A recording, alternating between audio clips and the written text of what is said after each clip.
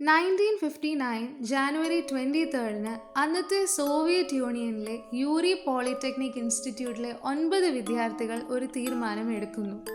Ural പർവ്വത നിരകൾ കടന്ന് 190 മൈൽ ദൂരെയുള്ള വിസായി എന്ന ഗ്രാമത്തിൽ എത്തുക എന്നതായിരുന്നു അവരുടെ തീരുമാനം. എന്നാൽ ദിവസങ്ങൾ കഴിഞ്ഞിട്ടും അവർ ലക്ഷ്യസ്ഥാനത്ത് എത്തിയിരുന്നില്ല.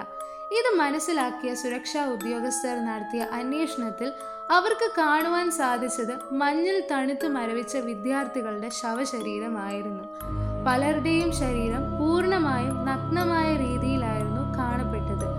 ഡെഡ് ബോഡികൾ പോസ്റ്റ്മോർട്ടത്തിന് അയച്ചപ്പോൾ അവർക്ക് കാണുവാൻ സാധിച്ചത് കൂട്ടത്തിൽ ഉണ്ടായിരുന്ന ഒരാളുടെ ശരീരത്തിൽ നിന്നും നാവും 2 കണ്ണുകളും മിസ്സിംഗ് ആയിരുന്നു. പോസ്റ്റ്മോർട്ടം ചെയ്തപ്പോൾ എല്ലാവരുടെയും തലയിൽ വളരെയധികം ക്ഷതമേറ്റിരുന്നു.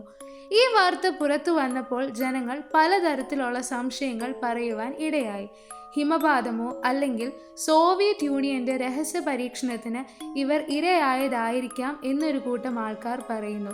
എന്നാൽ മറ്റു ചിലർ പറയുന്നത് ഇത് അന്യഗ്രഹ ജീവികളുടെ ആക്രമണം ആയിരിക്കാം എന്നാണ്. എന്നിരുന്നാലും ഈ 9 പേരുടെ മരണകാരണം ഇന്നേ വരെ ആർക്കും കണ്ടെത്തുവാൻ സാധിച്ചിട്ടില്ല.